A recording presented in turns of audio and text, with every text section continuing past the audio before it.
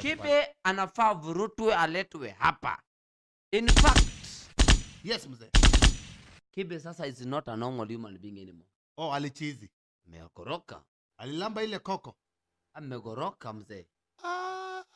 Mimi naomba mzee Big Ted akiingia pale Marekani. Yes mzee. Tafadhali mzee Big Ted kwa heshima yote ya hii nchi. Yes. Tafuta Kibe, shika yeye, funga kwa gunia huko Amerika, rudisha yeye hapa nyumbani. Amtume na nini? Amtume na parcel.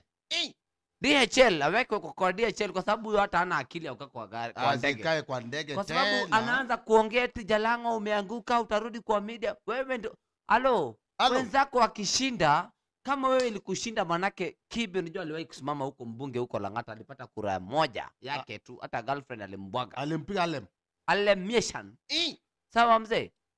Aweko kwa parcel arudi hapa tutaandike hapa live and direct pale Uhuru Park tunagonga. Tunapigaje? Tunapigaje? Utaua Kibe. Tena utaua. Baka akuje hapa. Leta hiyo Kibe hapa.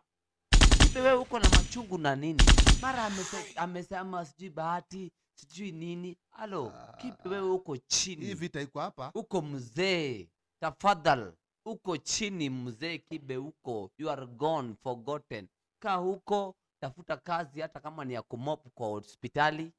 Marekani kule utapata kazi. Lakini kuna ngepa moja anapiganga siku hizi. Ngepa gani? Mpaka anaipiga kama mask.